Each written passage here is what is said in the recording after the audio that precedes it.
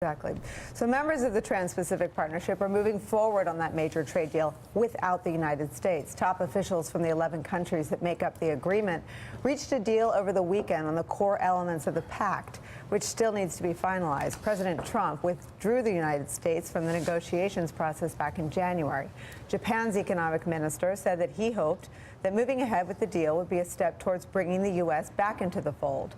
But in a speech at the APEC summit, President Trump said that he was only interested in bilateral deals in Asia that would not disadvantage the U.S., a sentiment he echoed speaking at the Asian summit in the Philippines earlier.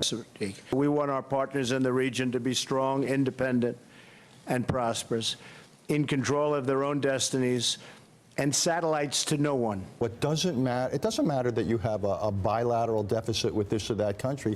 What matters is trade added up. And if you look at the last 70 years, the last I checked, Mike, the United States has done pretty well in the world. And it's been done against the backdrops of regional and global trade agreements. Heidi Przybyla, I want to get you in here just because I listened to Richard Haass sitting here, and I'm speaking as someone who finds I'm sympathetic to Richard in a lot of ways on the economics here. But I also hear to Donald Trump and to a lot of Trump supporters, I hear a lot of Council on Foreign Relations, blah, blah, blah.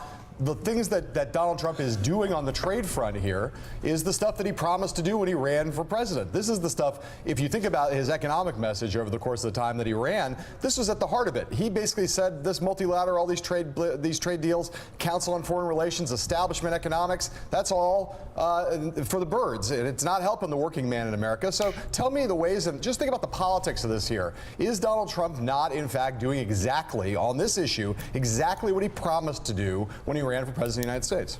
Well, it sounds like he's trying to do exactly what he promised to do, but here's the important distinction. Even by his own measurement here, John, did you see him walk away from this summit with any kind of major big bilateral deals? Even what we're seeing here is that countries like China don't necessarily have to come to or feel compelled to come to the negotiating table. They're moving forward without us, and we're seeing a president here who is walking away with very little to show at the end of the summit, even by his own standards. We're seeing that he is very thrilled, however, with the pageantry, with the rolling out of the red carpet for him. But what is the deal materially, even by his own standards, that he is walking away from this summit with in terms of bilateral trade deals? Secondly, we all remember that beating up on China, labeling China a currency manipulator, that was the beating heart of his populist message during the campaign trail.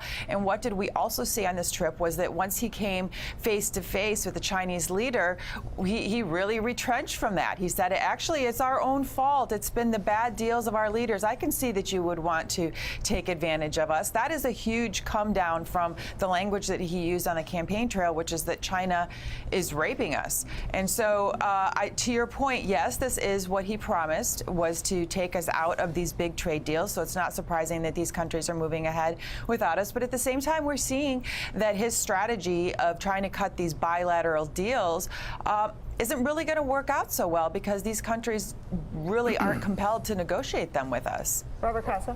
When you step back from the trade front and you look at this trip, it's not just about President Trump pulling away from international agreements, but it's really him trying to reframe, in a sense, relationships with a lot of these leaders in Asia. And I've been watching the Asian leaders. How are they dealing with the President Trump who doesn't want to be part of these pacts? You look at Abe. He sees in President Trump someone he can maybe try to reimagine the relationship with China.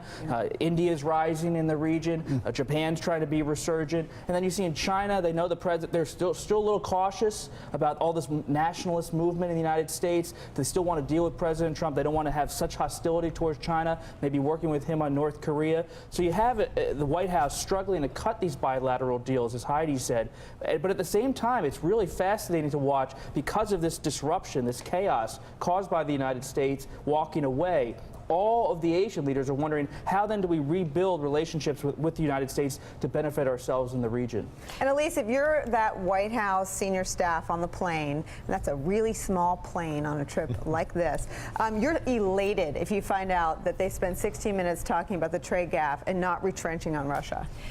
And this trip, I really cannot think of a time when an American president goes abroad and there's just absolutely no mention of American values. And Well, NATO was we the go last time. He went we to go the NATO. China. Yes, exactly. So it's an established pattern now at this. He goes to the G20, he talks to Putin about Russia. He talks to Putin about the collusion and says, absolves him, does the same thing this trip.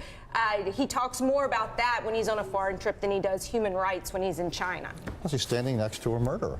He's standing next to a thug in the last stop. Duterte or in Duterte. Yeah, sure. And the idea that he, And Putin. and He Putin for that admires matter. it. But the idea that he should, to give him that kind of presence, to stand up there at a press conference and watch Duterte attack the media and go along with it. This is a guy who's been he involved does with the same thousands, thing. I mean- thousands of extrajudicial killings. This guy is a thug. He He established attacks that the he media. likes authoritarians Right. more than human freedom. Well, we are now down to the point where every country where the President of the United States now goes and visits, they took the playbook of the Saudi Arabians when his first foreign trip occurred in Saudi Arabia. And here's what these countries do.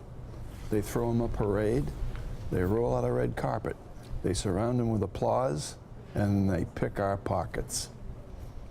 Depressing final words. Still ahead on Morning Joe, new developments in the Alabama Senate race where Roy Moore is now threatening legal action after being accused of molesting a teenager decades ago.